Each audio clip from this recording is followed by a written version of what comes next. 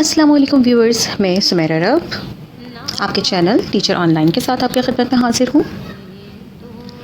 اسلامی سال کے دوسرے مہینے کا آغاز ہے۔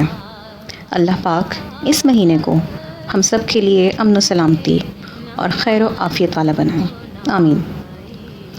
آج کی اس ویڈیو میں ماہ سفر سے جڑی بہت سی من گھڑت باتوں اور توہم پرستی پر بات کریں گے، لیکن اس سے پہلے چھوٹی سی ریکویسٹ کہ اگر آپ نے اب تک میرا چینل سبسکرائب نہیں کیا تو چینل کو سبسکرائب کریں اور پریس کریں بیل کے آئیکن کو، تاکہ آپ کو میری نئی ویڈیوز کی نوٹیفیکیشنز مل سکیں۔ ماہ سفر کو سفر کہنے کی ایک وجہ یہ بیان کی گئی ہے کہ سفر کے معنی لغت میں خالی ہونے کے آتے ہیں، اور اس مہینے میں عرب کے لوگوں کے گھر عموماً خالی رہتے تھے، کیونکہ چاروں حرمت والے مہینوں یعنی رجب، ذوالقعدہ، ذی الحج اور محرم میں مذہبی طور پر ان کو جنگ اور لڑائی نہ کرنے اور مذہبی عبادات انجام دینے کا خاص طور پر پابند کیا گیا تھا۔ حضور اکرم صلی اللہ علیہ وآلہ وسلم سے پہلی شریعتوں میں ان 4 مہینوں میں جہاد و قتال منع تھا، کیونکہ یہ حرمت والے مہینے تھے، لہٰذا محرم کا مہینہ گزرتے ہی وہ لوگ جنگ اور لڑائی کے لیے نکل جاتے تھے۔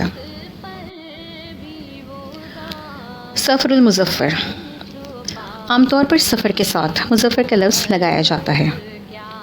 مظفر کے معنی کامیابی اور کامرانی والی چیز کے ہیں۔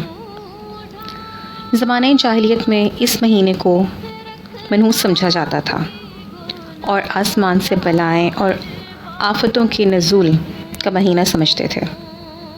آج کے دور جدید میں بھی اس طرح کے لوگوں کی کمی نہیں ہے جو بنا تصدیق کیے سنی سنائی باتوں اور توہم پرستی میں پڑ کر اس مہینے کو بلاؤں اور آفتوں سے منسوب کرتے ہیں، اور اسی بنا پر اس مہینے میں خوشی کی چیزیں جیسے شادی، بیاہ اور دیگر تقریبات سے اجتناب برتتے ہیں، جبکہ اسلامی اعتبار سے اس مہینے سے کوئی نحوست وابستہ نہیں۔ احادیث مبارکہ میں اس مہینے کے ساتھ نحوست وابستہ ہونے کی سختی سے تردید کر دی گئی ہے، اس لیے سفر کے ساتھ مظفر لگا کر سفر المظفر کہا جاتا ہے، تاکہ اس کو منحوس اور شر و آفت والا مہینہ نہ سمجھا جائے بلکہ کامیابی اور کامرانی کا مہینہ سمجھا جائے۔ حضرت جابر رضی اللہ تعالیٰ عنہ کا بیان ہے کہ میں نے حضور اکرم صلی اللہ علیہ وآلہ وسلم سے سنا ہے کہ ماہ سفر میں بیماری، نحوست اور بھوت پریت وغیرہ کا نزول نہیں ہوتا۔ نبی کریم صلی اللہ علیہ وآلہ وسلم نے ارشاد فرمایا، چھوت، نحوست، بدشگونی اور شیطانی گرفت کے اثرات کوئی حیثیت نہیں رکھتے۔ ارشاد نبوی صلی اللہ علیہ وآلہ وسلم کا منشا یہ ہے کہ ذاتی طور پر ان کی کوئی حیثیت نہیں، جو کچھ بھی ہوتا ہے وہ من جانب اللہ ہوتا ہے، اور بے شک اللہ ہر شے پر قادر ہے۔ کیا آپ نے کبھی یہ سنا کہ فروری نحوست والا مہینہ ہے، یا اگست کے بعد جو سپتمبر آئے گا اس میں بلائیں یا آفتوں کا نزول ہوتا ہے؟ جب ہم انگریزی مہینوں کے ساتھ اس طرح کی کوئی توہم پرستی نہیں کرتے تو اسلامی مہینے کے ساتھ نحوست یا توہم پرستی کو جوڑنا بالکل غلط بات ہے، کیونکہ شب و روز مصائب اور مشکلات نہیں لاتے، اور نہ ہی کسی مہینے کی آمد کے ساتھ بلائیں یا آفتیں نازل ہوتی ہیں، بلکہ یہ ہمارے اعمال ہوتے ہیں جن کی وجہ سے ہم پریشانیوں کا شکار ہوتے ہیں۔ سورہ شورى آیت نمبر 30 میں اللہ عز و جل فرماتے ہیں، اور تمہیں جو مصیبت پہنچی وہ اس کے سبب سے ہے جو تمہارے ہاتھوں نے کمایا، اور بہت کچھ تو معاف فرما دیتا ہے۔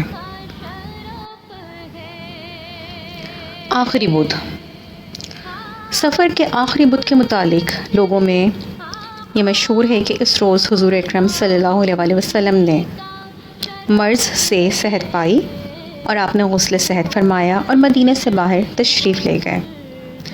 اسی بنا پر بہت سے لوگ آخری بدھ کو اچھے اچھے کھانے بناتے ہیں اور اہل و عیال کے ساتھ تفریح پر نکل جاتے ہیں۔ اس بات میں کوئی صداقت نہیں، بلکہ وہ مرض جس میں آپ صلی اللہ علیہ وآلہ وسلم کا وصال ہوا، اس کی شروعات اسی دن سے بتائی جاتی ہے۔ تاریخ سے پتہ چلتا ہے کہ ماہ سفر کے آخری بدھ سے آپ صلی اللہ علیہ وسلم کا مرض شروع ہوا اور 12 ربیع الاول کو آپ صلی اللہ علیہ وسلم کا وصال ہوا۔ اسی طرح سفر کے ابتدائی 13 دنوں کو بہت بھاری یا منحوس گردانا جاتا ہے، اور 13 تاریخ کو لوگ چنے وغیرہ ابال کر صدقہ کرتے ہیں، اور ان ایام کو 13 تیزی کہتے ہیں۔ احادیث سے ہمیں ان باتوں کا کوئی جواز نہیں ملتا۔ اللہ پاک ہمیں قرآن و سنت پر عمل کرنے کی توفیق عطا فرمائے اور ان تمام تہمات سے بچائے جو ہماری روزمرہ زندگی میں جنہوں نے ایک مستقل شکل اختیار کر لی ہے۔ اگر آپ کو ویڈیو اچھی لگی ہو تو لائک اور شیئر ضرور کریں۔ اللہ حافظ۔